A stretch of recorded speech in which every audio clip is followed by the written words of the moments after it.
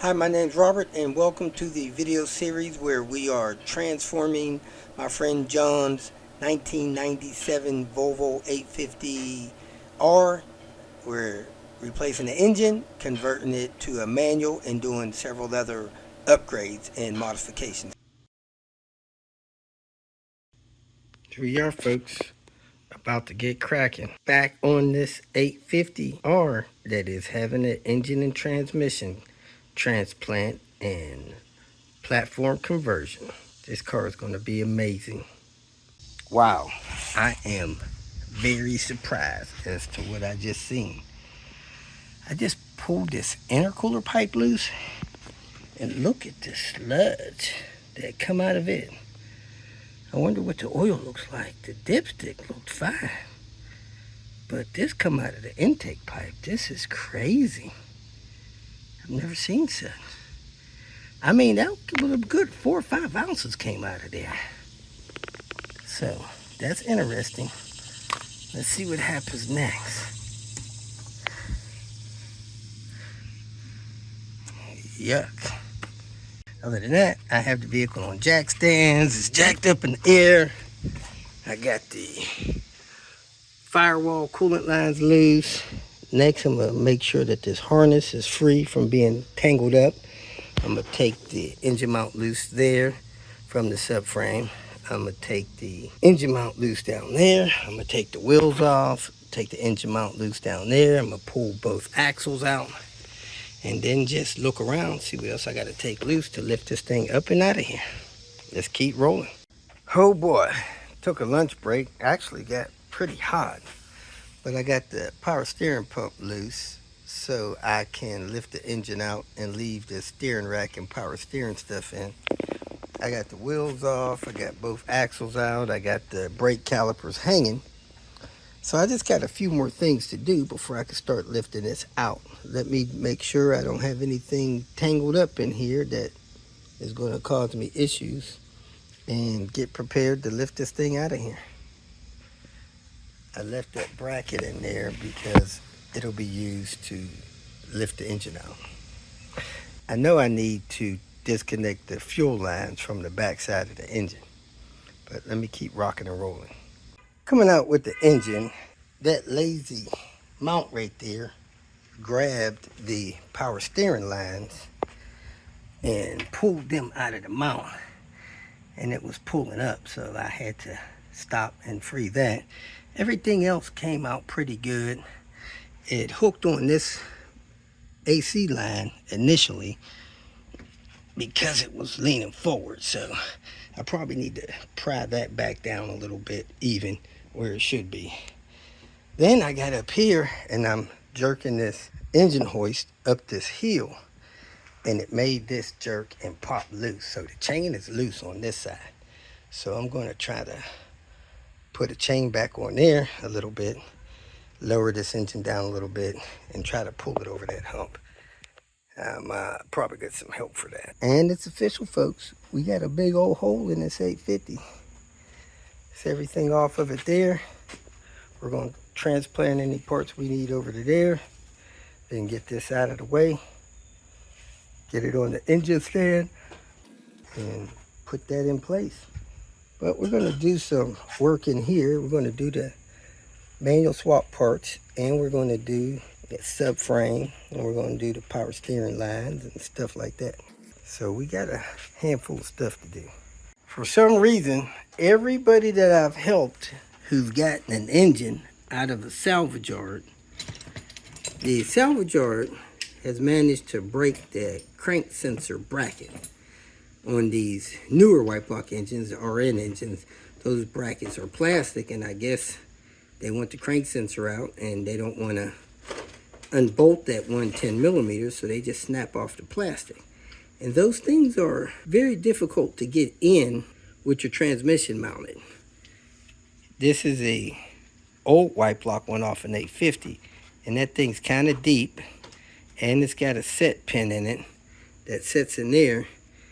And on the automatic transmission, I'm going to show you, there's a piece of the transmission that's in the way of the screw. Makes it almost impossible. Let me show what I'm talking about. this nub right here is in the way of getting that 10 out. It's really difficult to get that 10 out. When I was in Houston a couple months ago, I actually grounded down a chunk of that transmission nub just to get this on there.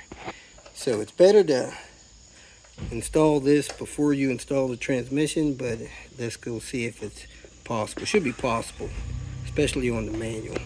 So we're going to remove these two Torx here. Try not to drop them into the hole to the flywheel.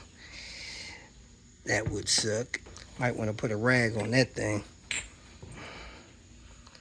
Thanks, John. We want to set the bracket there.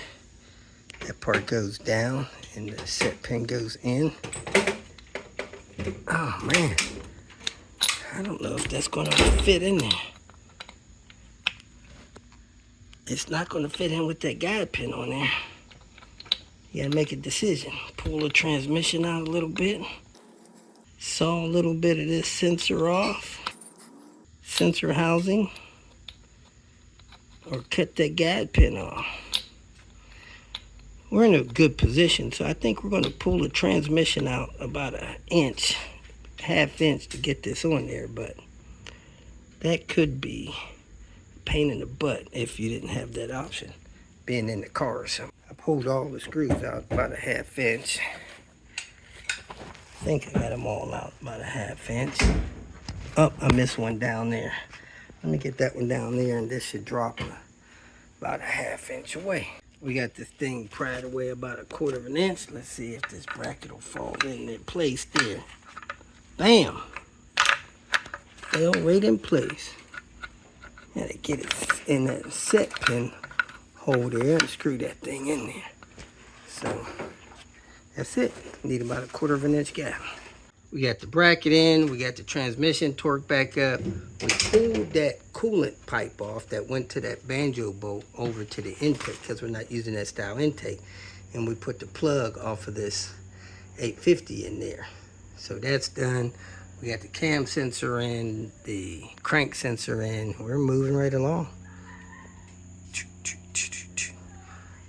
We put the bracket for the CV axle on the back of the engine. Moving the end PCV box over there, but this particular hose right there is special size for the R end. But man, look how plugged up this side of this PCV lower tube is.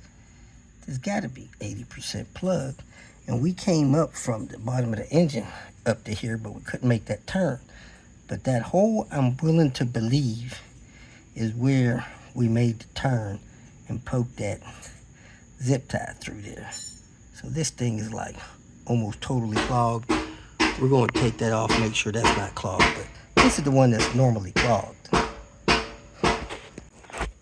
And this is like Oreo cookie crustation on that thing. That is nasty. All right, we got that cleaned out.